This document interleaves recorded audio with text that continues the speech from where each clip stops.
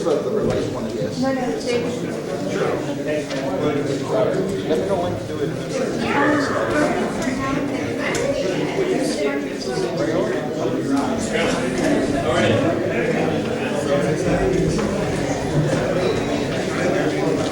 Ladies and gentlemen, can I have your attention, please? My name is Officer Munoz, I'm with the Socorro Police Department. First and foremost, I want to thank you guys for attending the city council meeting.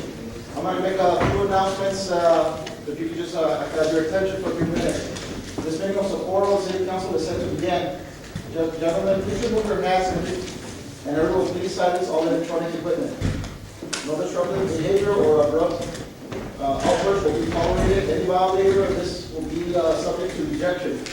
Just maintain the order and start to approach the bench. Also, I would like to ask you if you're going to address the city council member, if you have any piece of paper that you wish for them to have, such as business cards or any information, hand it to one of the officers so we can exchange, hand it to the city council people. La junta de este concilio de la ciudad de Socorro va a comenzar. Caballeros, por favor, quítense las cachuchas y los sombreros y todo de poner en silencio todo el equipo electrónico. No se va a tolerar ningún tipo de comportamiento perjudicial o revuelto. A quien siga, o que no siga esta regla se le sacará de la junta. Gracias.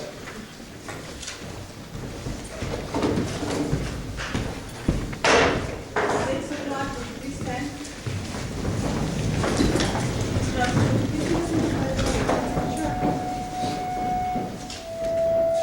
I pledge allegiance to the flag of the United States of America and to the republic for which it stands, one nation, under God, indivisible, with liberty and justice for all. Thank you.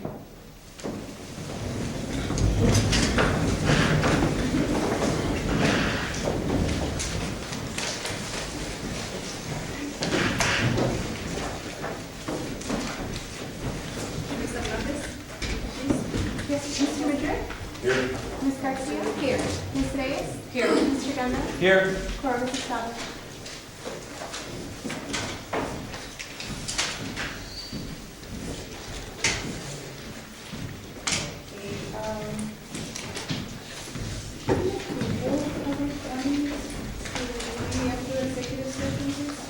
Make a motion to remove the public comments from the agenda. Second.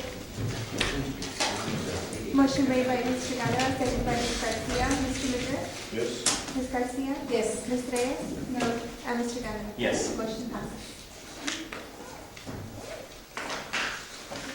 Next item, we have, I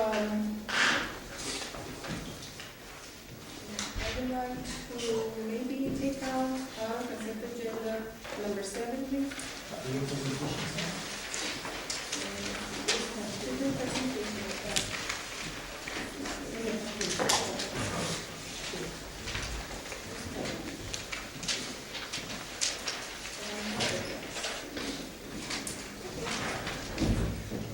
Number 5, presentation by Mrs. Garcia from the United States Postal Service.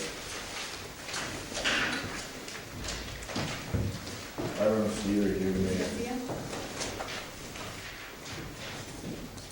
I need to Sampson, so let's go to number 6, presentation by Human Resources Department. Ms. Garcia.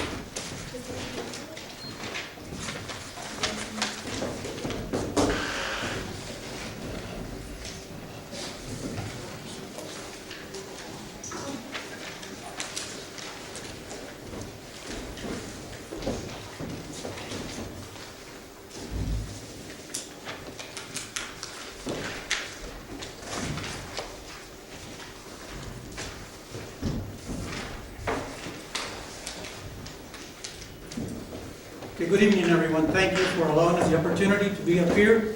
We're going to give you a summary from a human resources standpoint, and before I forget, I'm sorry, my name is Joe Rocha, I'm the Human Resources Director, Misty Montoya, my assistant. We're going to give an overview of what human resources does and what they want to, how they want to function for now and the future. Some of the, the city has a mission. It's all in our logos and our shirts and everything. Within the city, we have our departments, and every department should also have a mission, goals, hopefully attainable goals, so that we make the city a better city, with better citizens and better employees. And that's one of the many goals that we have in human resources. So we're going to give you a brief overview of some of the things that were done last year and some of the things that we hope to do for the future. Excuse me as I walk over here. One of the first things that we did last year was the first annual CPR and first aid training. We did that last year in the first quarter of the year 2012. We had 50 employees citywide that became first aid and CPR certified. Luckily, we were able to get the training free of charge. That was done through Life Ambulance. This year, we want to team with our new fire chief and hopefully the fire department so that we continue to do that citywide and hopefully get many more certified. It's great to be able to have that certification, not only at work, but at home, because you never know when you might have to work with somebody, say a family member. So we want to continue providing that type of training. Another thing that was created, I don't know that it ever existed here with the city, but the second half of last year, April, we came up with a newsletter. The intent of the newsletter, again, is to inform employees, to communicate what is going on in the city, what we anticipate, or what planned events are for the future, and latest news and activities in Socorro. So it's a communication tool that we want to use to keep our employees informed and communication-wise. Also, we recognize departments on things that they have done, things that they plan on doing, recognize employees, employee recognition. We recognize employees when they have been with the city for a certain length of time, birthdays, anniversaries. Another thing that was held in April of last year was the first annual health fair. That turned out to be a really, really good event. We had a great turnout. A lot of our employees came in. Besides that, we had HIPAA training that was given to us by the prior insurance provider, and they took every department head and gave us some training on HIPAA. Aside from that, there were a lot of things provided for the employees: body mass index (BMI), glucose screening, blood pressure screening for every employee. Hopefully, some of the employees that might have not been as healthy as they hoped they were or thought they were, got some medical attention with that. And it's a preventative tool also. Diabetes presentation that was done, we know that in this area, diabetes seems to be quite rampant. And there were door prizes donated by an insurance broker. Continued training. Sexual harassment. We had 100% employee participation. We did that 3 times last year in May, November, and December. Again, we're looking at preventive methods or tools to keep our employees, to keep our department heads educated and aware of what can happen under a sexual harassment complaints or lawsuits. Teaches respect, awareness, and feedback. And again, the training is a communication tool, it's a training tool. We want to become better employees, better citizens in Socorro. One of the projects that we focused on last year was basically revising and updating all of our job descriptions to bring basically the standards that we're putting up for all the departments. We wanted to bring those standards up and formalize. So we updated all the job descriptions. Actually, we have 40 job descriptions available. We have completed 37. We hope and plan on anticipating the next 3 to be updated in the next month. The whole purpose of the job description is to also increase higher productivity. One of our key areas that we basically have emphasized on is our recruiting. Prior in 2010, the only recruiting area that we focused on was Recruiter Builder with El Paso Times. That ad easily costed us anywhere from $600 to $850 for one advertisement a weekend. We have basically gone to 1/4 of that cost, and we have elaborated to UTEP, El Paso Community College, University of Phoenix, Indeed.com, and Government Finance Officer Association, TNL, which is our intergovernment risk insurance, and the City of Socorro, Texas. On the website, we've actually been able to upload an application there so they can fill it out, email it back to us, and all of our job postings are listed on there. With those key areas, we have been able to increase the amount of applications that have been produced within the last year. For the year 2011, we reported 379 applications that the City of Socorro received. That's in all departments and from the fiscal period of January through December. 2012, we increased to 576 applications, so that is an increase of 197. With half the cost of advertisement, it's actually more exposed. Our employee turnover has remained consistent. It hasn't increased or decreased. That shows basically in the respective areas, the same key areas, and those are mostly our temporary positions. Again, they're temporary, so that is expected in those areas. So the good thing is we're remaining consistent. It hasn't increased or decreased. For civil service, in that section, we have only received one grievance in the last 2 years. And so that's a really great, tremendous difference from the time prior to that. Another area we've been able to develop and from is our workers' comp. In 2011, we reported 15 worker comp cases, and we had 50% of those employees out for more than a period of 30 days. 2012, we reported 6 workers' comp cases, and none of those employees were out more than 30 days. They were all returned within 14 days. And as of 2013, we haven't reported anything. With that being said, we are trying to bring more awareness to our safety and reduce the liability in Socorro. By doing that, we've acquired a new injury clinic that specializes in work-related injuries. Before we were using Concentra, and we had several issues with them because they're an open clinic as well. And the waiting period, everything, the service just wasn't what was needed. Whenever an employee was injured, they had to send them to specialists, to different hospitals, to other places to get therapy that was needed. At this injury clinic, we're able to get everything there in-house. They also provide a shuttle service, so if someone needs to be picked up, they'll cut and pick them up and drop them back off at work.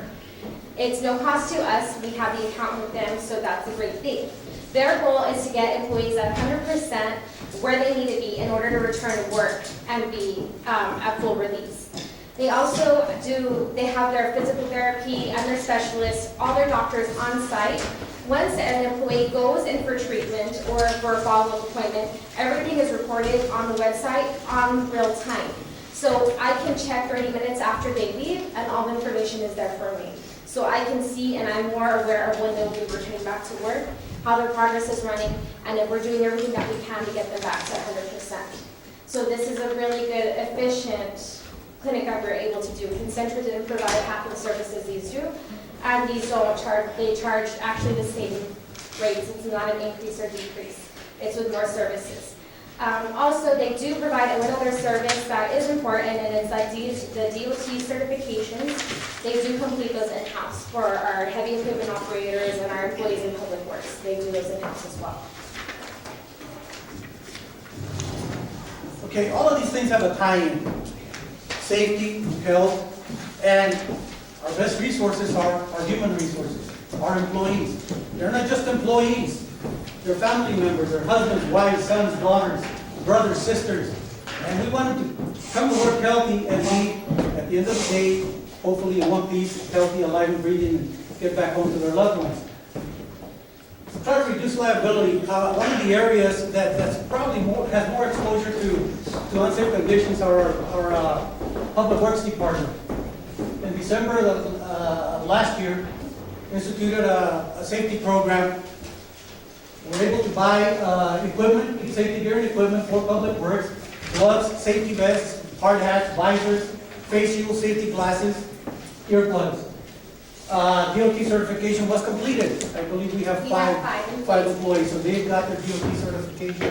So the intent again is to be proactive.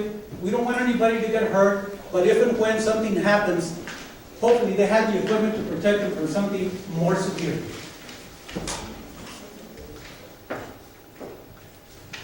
Our goals for this year and the coming year, 2014, is to implement and execute a training schedule, which we have put in place also. We'll go into that in a minute. Update and revise the employee handbook. Things change. The law changes all the time. So nothing stays constant in the legal area. I wish I was an attorney, but I'm not. But we have very good representation from the legal area. So we work with our legal department quite a bit to ensure that we're up to date, up to par with our policies and procedures. Same thing with our police manual. Things have changed over the years. So that's something that's going to also be revisited and changed.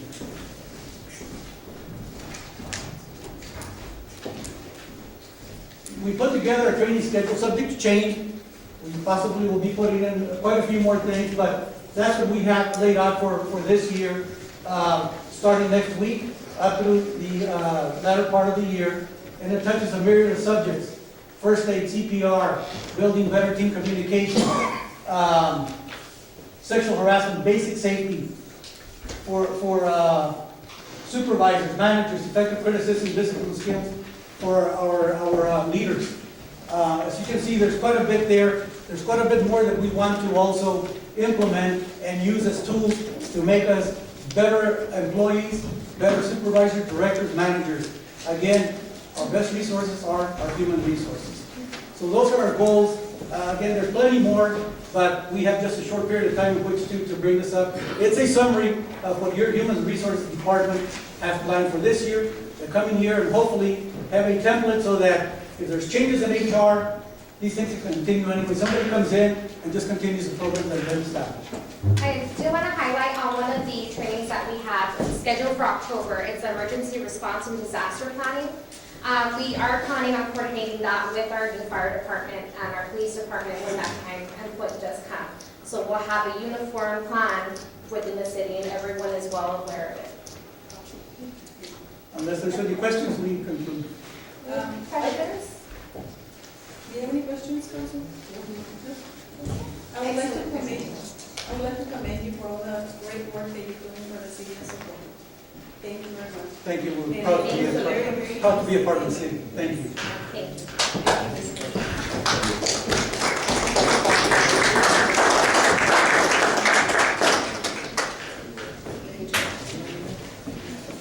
Council, at this time, I would like to move item 25 to after executive session but before public comment. Make a motion to move item number 25 after executive session for public comment. Second. Please take the vote. Yes, motion made by Mr. Ganga, second by Ms. Garcia. Mr. Rivera? Yes. Ms. Garcia? Yes. Ms. Reyes? And Mr. Ganga. Yes. Motion passes. Okay, we go to consent agenda, and I would like to please take out item 7. Would you make a motion to approve the consent agenda with the exception of items 7 and 15? Second. Do you have a second? Okay, yes, let me just point out something. These are the minutes, the ones for January the 17th. If you will go to item 6 for the public hearing, I would like to, for Ms. Hernandez to include, where it says approximately 23 people expressed their concerns regarding the annexation. Can you please include that most of these people, or the majority of these people were from San Luis Island? And please name the people that are from Socorro that were included in that group. And then on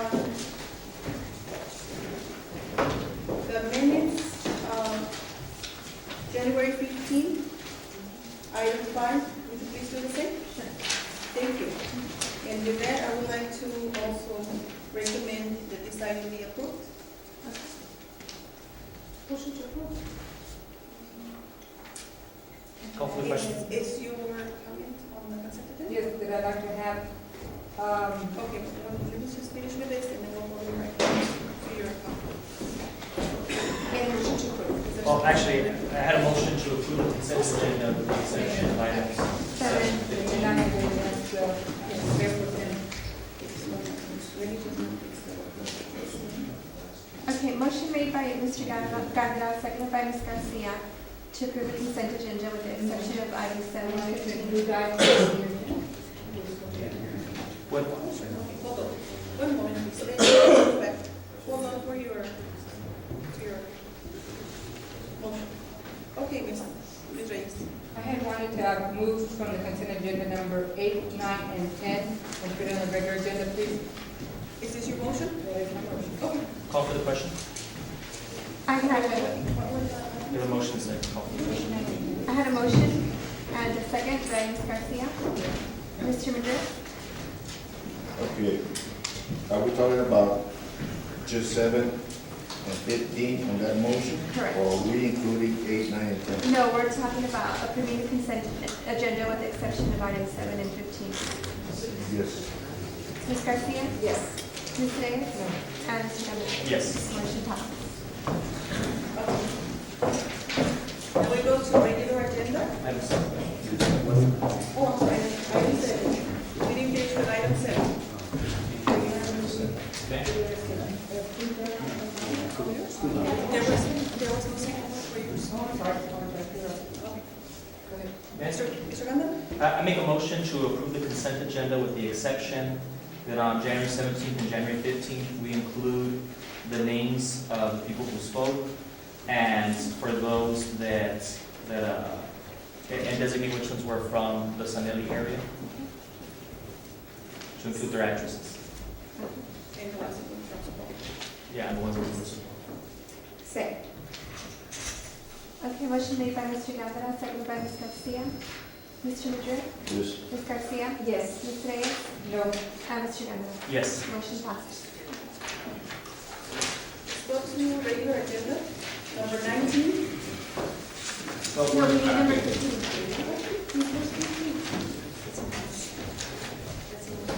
Let's go down. Yes, number 15.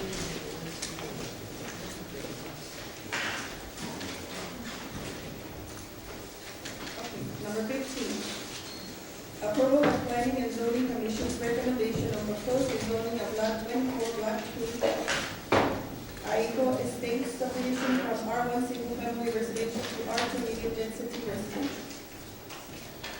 Good evening, Mayor Council. This is a proposed rezoning of lot 24, block 2, Alto State subdivision, City of Socorro, Texas, from R1 single family residential to R2 medium density residential.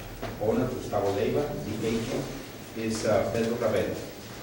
The property is located at 2112 Nooch Road at approximately 550 feet southwest from the intersection of Nooch Road and Middle Grand Road, and it has an approximate area of 20,000 square feet.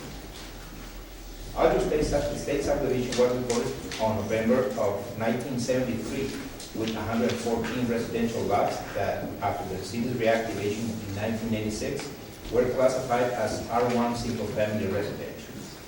According to the flood insurance rate map, the reference property lies within an area determined to be outside of the 500-year flood plain, more particularly described as Zone X. According to our future land use map, the projected land use for this property is residential. Adjacent land uses to the north, south, east, and west is R1 single-family residential. The purpose of this rezoning is to convert an existing residential building into a duplex for rental purposes. The Planning and Zoning Commission recommends to approve. This is the subject property. It is located on a residential area. It is surrounded by R1 single-family residential, and the intention is, because of the size of the house, they are planning to subdivide it internally. Street level, sorry. Internally to to rent portion of the lot, of the building. It complies with sizes, and it complies with setback. And the planning commission recommended to be approved. I have a question. Yes. On that one, are they planning on expanding the house, or are they gonna keep the house the same size but just cut it in half? Yes, they are gonna be subdividing internally the house, no expansion is considered. Yes, sir. No, Is that back portion empty? In Yeah. other words, the building is towards the front of the lot. That is correct. This area is empty. One thing, if I might be permitted to do, so your zoning ordinance permits up to 4 units. Detached or attached. Right, so that would be something, once this is rezoned, unless there's some additional limitation, your current zoning ordinance would permit up to 4 housing units on this one lot. would they be facing Nooch or would they be facing, Canton, Actually, they are facing Nooch Road. Nooch Road? Well, So everything will go out Nooch Road? yes, sir. So there would still be a possibility for them to build on the back portion. Yes, an expansion, because if it's gonna be a new dwelling, in order for them to comply, they need to observe the setbacks, and I don't think that it's gonna fit another one. But it's up to you, if you would like to put a condition not to build another house in this lot, will be appropriate also. And only because it's right next to Serra, and it's inside a residential community, and there are no other duplexes, and it just seems almost like spot zoning. So I do like that idea of putting the condition they can't build another residential building on that property.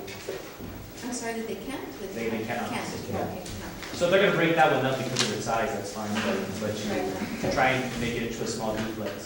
Yes, sir. Okay, I'm sorry, I mentioned Canton, right? Canton is not the back entrance, it's, No, it's Nooch.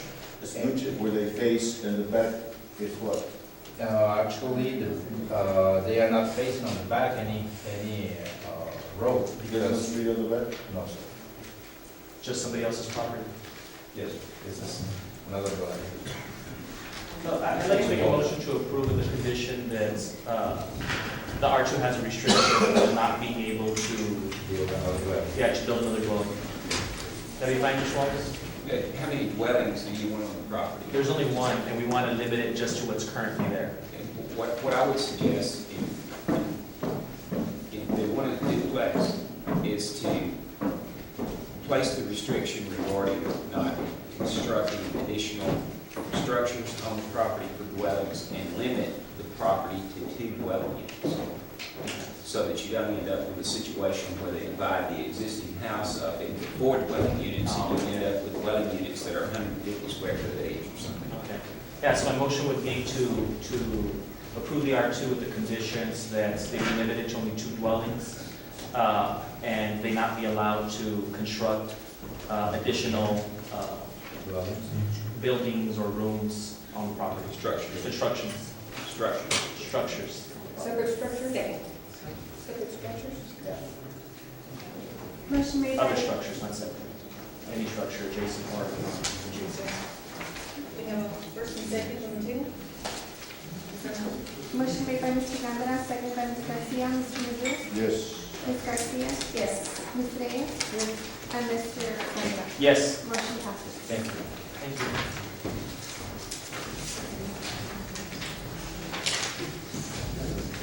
Now we go to regular agenda. Number 19, electing of newly elected officers.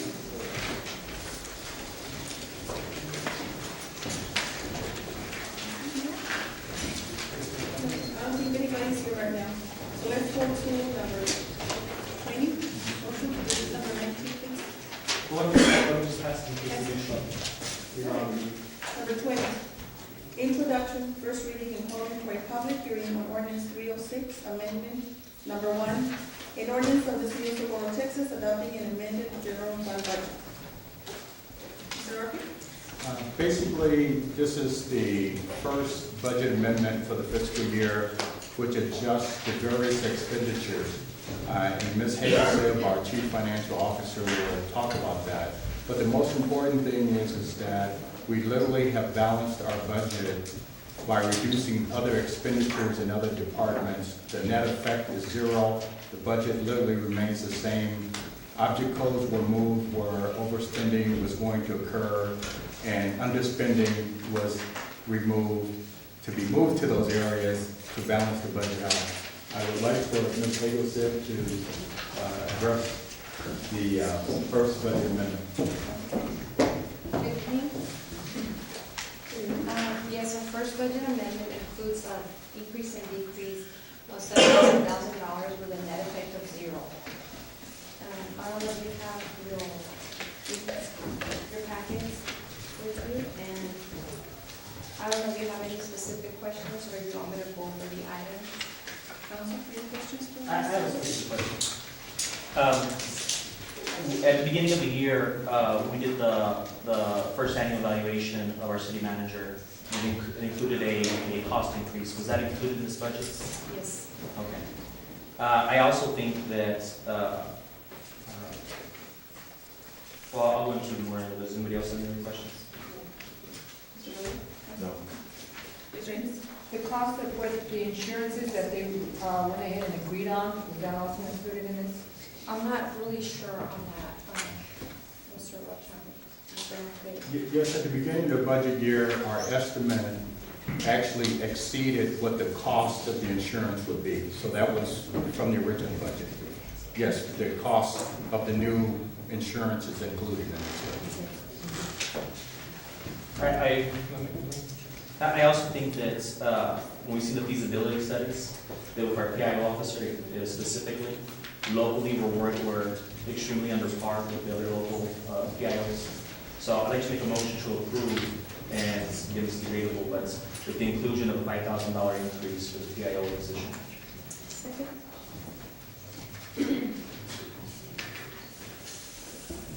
Motion made by Mr. Gamera, seconded by Ms. Garcia. Mr. Madrid? Yeah, I was going to do 10,000.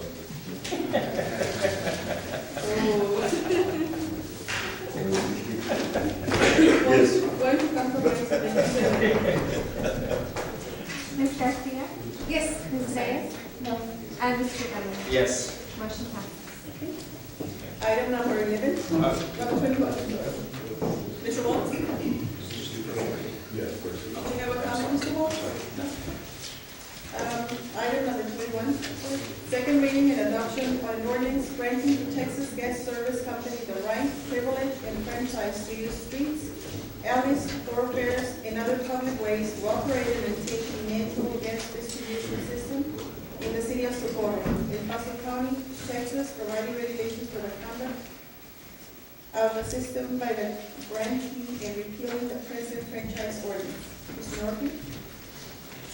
Refer to city. Yes, ma'am, we have representatives, and I'll let them introduce themselves from Texas Gas. You realize that we've negotiated this for quite a period of time. We can report that the Texas Gas officials have assured us that some of the improvements that you were concerned about, specifically the interconnections along the proposed Old Waco Tanks Road, are on their drawing board. They've actually had them in some of their budget proposals, so they have that. And they also have the connections at each end of that proposed roadway so as to provide a high-pressure connection for the distribution lines. All of that information has been shared with us. They have accepted the changes which would be necessary to bring the ordinance within the city of Socorro's requirements as far as its city charter, and I'll let them speak to whatever else they may have to present to you, but we are fine with the form of the ordinance that we've negotiated. Mayor and Council, I'm Pete Bonich with Texas Gas Service. Basically, what this is renewing a franchise agreement that was created with the city for 20 years ago. Okay, so this is a general franchise agreement. Normally, all cities have utilities. The purpose of the right-of-way is for us to be able to work with the city officials to improve, replace, repair, install, natural gas systems within the city of Socorro. In addition to the change In the new franchise agreement, under the old agreement, we would pay the city of Socorro 2% of the franchise fees. We're going to increase that to 2.5%. So that will mean additional income into the city of Socorro. Motion to approve. Any has a question from the council? There's a motion on the table to approve. Second. Motion made by Ms. Garcia, seconded by Ms. Reyes. Mr. Madrid? Yes. Ms. Garcia? Yes. Ms. Reyes? And Mr. Gavin? Yes. Motion passes. Thank you very much, gentlemen.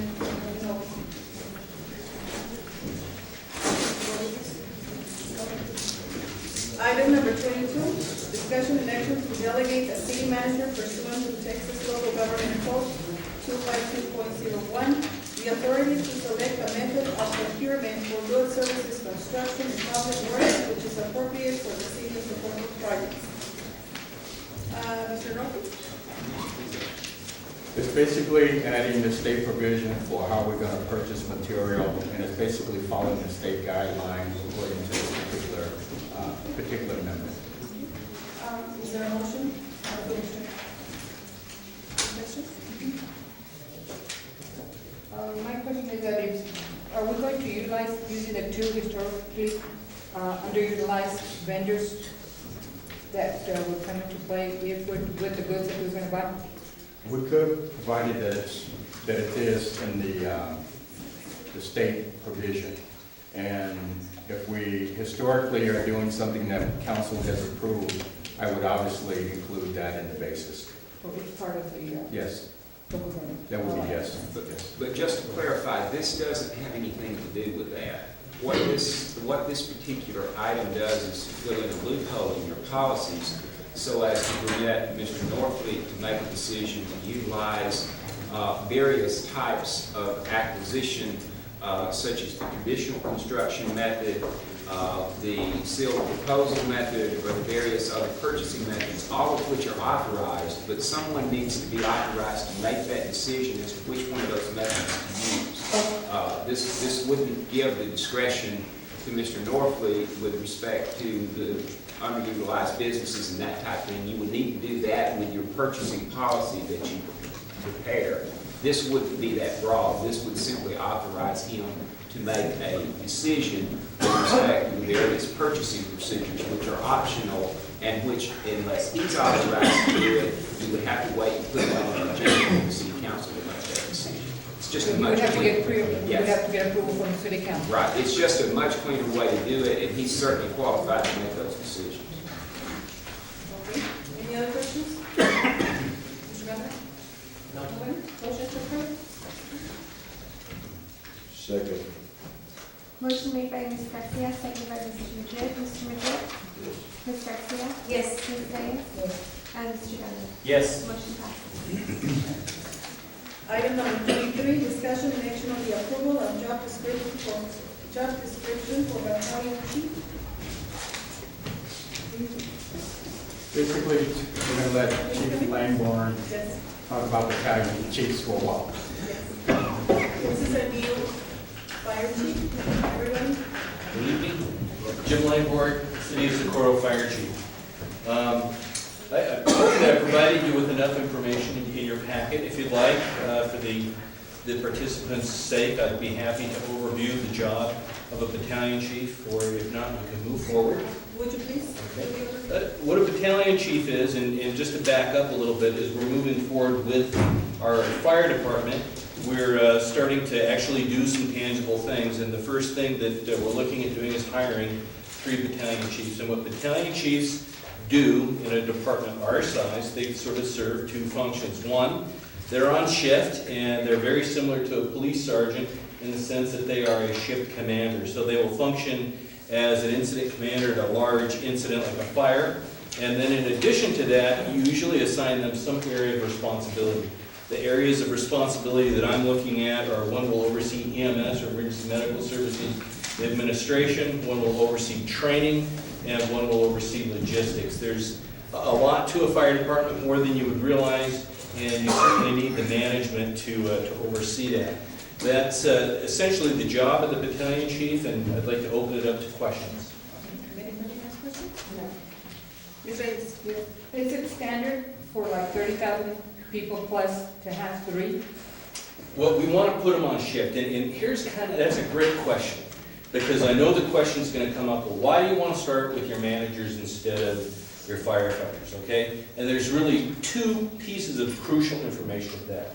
The first thing is, from a hiring and a human resource perspective, it's going to be much easier to come by our line firefighters and fill them in on a part-time employee basis, okay? The second component to that is because we're a new fire department, and hopefully we will be bringing on some Socorro volunteers. I want to bring in people who are experienced leaders, who know what they're doing, they're good mentors, they're good teachers, and they're going to keep our young fire department safe. And that's why I'm going with that first. Usually, you don't start seeing battalion chiefs on a shift commander level until you reach about 2 to 3 stations. I'm thinking financially we're going to be able to afford 1 station, but as you see, as we look at our response data and what's going on in the city, I think we'll be at 3 stations in probably 5 to 6 years. Wouldn't surprise me. And don't forget, Ms. Reyes, even though the census says that we have like 30-something thousand people, I believe that we have more. Yeah, it's at 30 plus. So, It's 30 plus, we have about 32 and a half. no, I believe that it's more than that though. A comparable city, and we're kind of jumping ahead a little bit, but I did put some comparables in there. You'll notice that those comparables, I believe we went from 29,000 up to like 37,000, and every one of those fire departments, with the exception of 1, had battalion chiefs. Which is a demi. Yes. Anybody else? Motion to approve? Second. Motion made by Mr. Guevara, second by Ms. Garcia. Mr. Rivera? Yes. Ms. Garcia? Yes. Ms. Reyes? This is just for the job description? Yes. Yes. And Mr. Guevara? Yes. Motion passes. Okay, moving on to item 24, discussion and action on battalion chief wages and benefits. Okay. Again, hopefully I didn't give you too much information, but I tried to give you as much as I could so that you can come prepared. In your packet, I believe on the 3rd page, you'll see the wage comparables for battalion chiefs, and you'll see I threw in some additional comparables in there. Some of the additional comparables were El Paso Fire Department. Now, obviously, they're not a comparable in terms of size, but sometimes if you're adjacent to a metro area, it is thrown in for a comparable, something to look at from a comparable. The other component I threw in there was the Socorro Police Department Sergeant and Lieutenant. The reality is that a battalion chief, particularly how we will be utilizing ours, they're kind of both. What a sergeant would do in terms of shift commander, and then have some of the administrative duties similar to a lieutenant, a police lieutenant. So that's why I threw those in there as well. The below, as you look at your comparables with other regional fire departments, some of them are from New Mexico, and but the bulk of them are within Texas. I think the closest one to us would be Del Rio. They're very similar in population at about 35,000.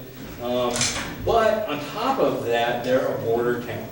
And border towns, from my understanding, as I'm learning, have kind of a unique set of economic circumstances. The only thing that makes them different than us is that they are not adjacent to a large metropolitan area such as El Paso.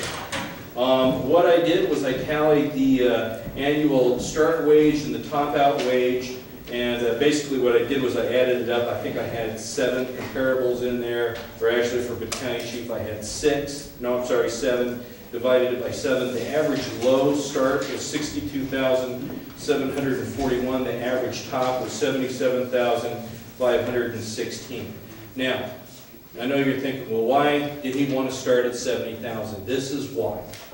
Going back to the plan of how we want to start this fire department, and I guess I want to stop there and I want to say that you only get one chance to do it your first time.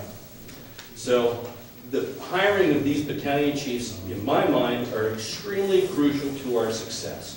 And what I'm hoping to do is I'm hoping to recruit some experienced fire officers into the city and recruit them and have them be part of our team, okay?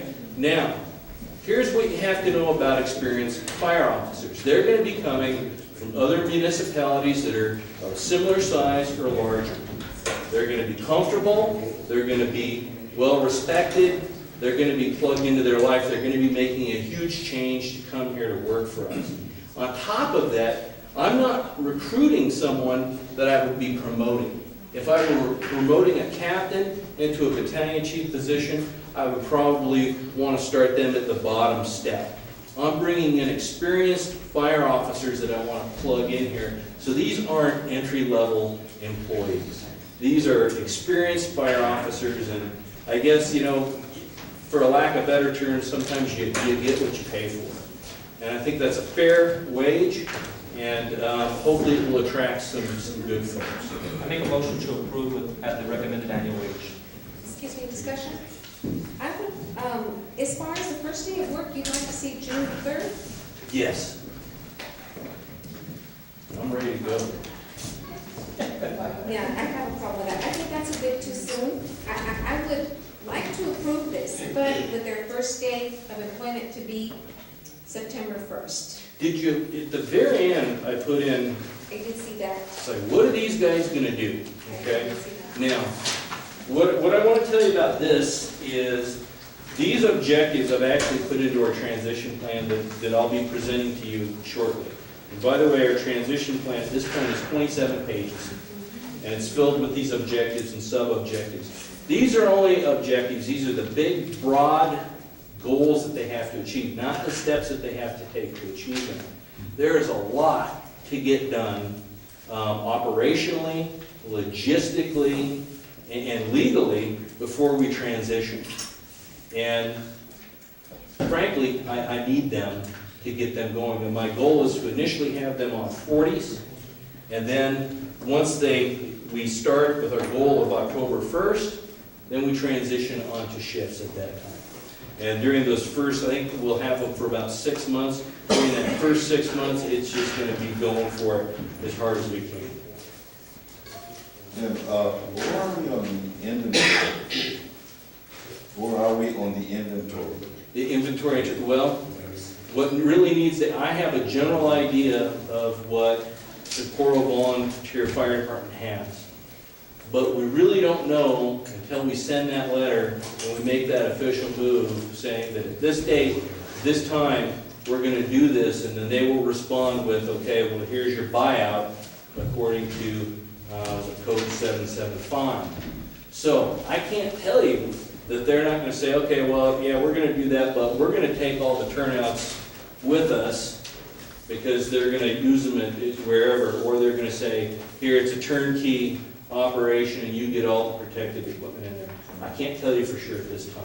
So that's still pending and we don't know.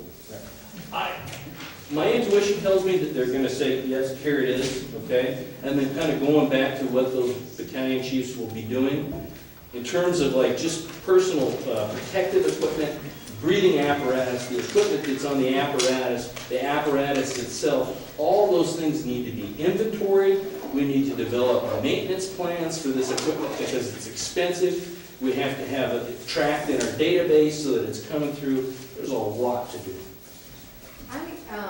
When is that going to happen, Mr. Murphy? When are we going to be officially having our own fire department? The projected date is October 1st.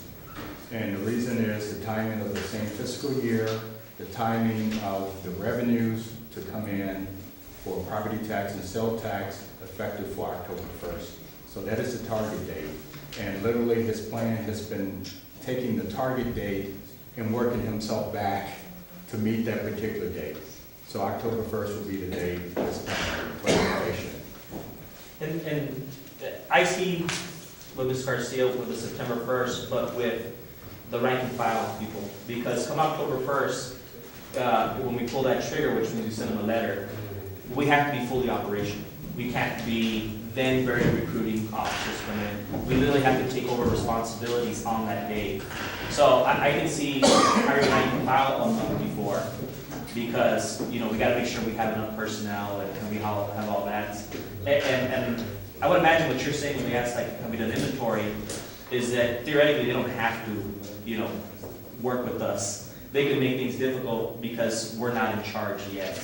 Once October 1st hits, if that ends up being our dates, then we assume control of everything there, and then it's no longer a question of, thank you for the information, then it's, you have to provide it because it's now ours. So I can see the tie-in sheets only because you don't really have any middle ground. You kind of have to have people in place to get certifications. I'm sure there's certifications involved. And if I could, thank you for saying what you did, because you actually stirred a thought in my head. The Texas Commission on Fire Protection, which is the authority for the state of Texas, will come in. When we have career firefighters and we have part-time firefighters, they hold you to a different level than they do a volunteer fire organization. And they have a laundry list of policies and procedures that you have, and things you have to have in place before you start, before they give you the green light to go. The same thing is true for the Department of Health and Human Services from a medical perspective, where again, we have to do these certain things and show that yes, we are meeting the state mandates. And frankly, it would be beyond one person to be able to do. Ms. Reyes? Okay, why are we going to defer the 3 months before benefits? Well, I threw that in there because, again, going back to the fact that these are not entry-level employees, we're gonna be asking people who are, again, they're senior members in their fire department, and you're gonna be saying, okay, we're gonna be asking them to have a pretty large sacrifice by not having a pension. And then you're gonna take them, and we could be moving them from out of state, and we're gonna say, well, now you and your family don't have health care benefits for 3 months. That could take a person and have them say, you know what, I don't think I want to take that type of a risk. So, to be honest with you, when I came on, I wasn't aware that that was the situation until my first day